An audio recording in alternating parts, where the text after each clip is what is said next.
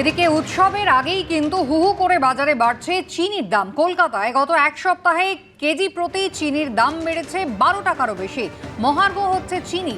বহু খাদ্য সামগ্রীর দাম কিন্তু এর ফলে বারবার একটা আশঙ্কা তৈরি হয়েছে, মিষ্টির দাম বাড়বে।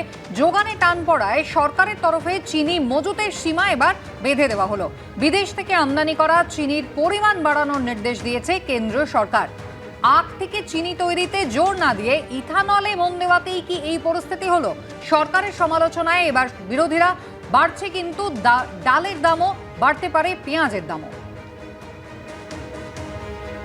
সামনে উৎসবের মরশুম আর তার আগেই হু হু করে এবার বাড়ছে চিনির দাম।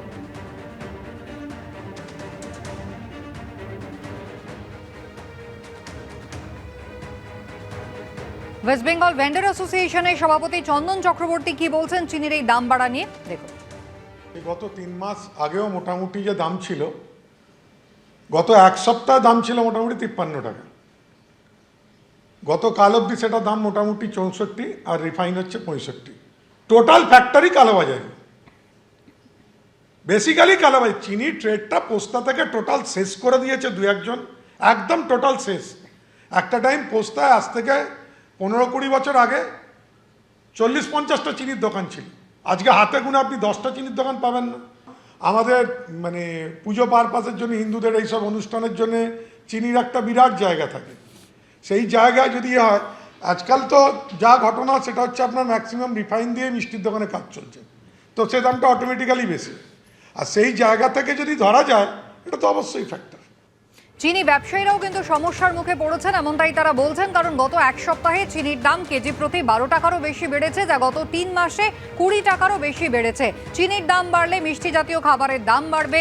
যোগানে টান পড়েছে সরকারের তরফে। ইতিমধ্যেই চিনি মজুত করার সীমা কিন্তু বেঁধে দেওয়া হয়েছে। আর তাই ব্যবসায়ীরা বলছেন যে বিদেশ থেকে আমদানি করা চিনির পরিমাণ যদি না বাড়ে, সেক্ষেত্রে সমস্যায় পড়বেন তারা। এখান থেকে প্যাসেজ করে কিনছে, 2 টাকা ওনাদের খরচ পড়ছে। এখান থেকে নিয়ে যেতে গেলে 67 ওনার ঘরে উত্তর হবে, 68 69 টাকা 70 টাকা ওরা বেশি। মিল থেকে মোটামুটি 6200 টাকা। চিনি স্টকে কম আছে, স্টক কম আছে মিলতে যা আছে চিনি অনেক স্টক কম আছে।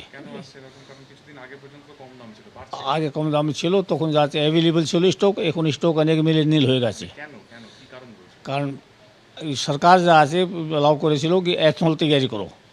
হ্যাঁ, এথনল তৈরি করতে গেলে চিনি ওখানে শেষ হয়ে গেছে, আর চিনি শর্ট পড়ে গেছে। এবিপি আনন্দ, এগিয়ে থাকে, এগিয়ে রাখে।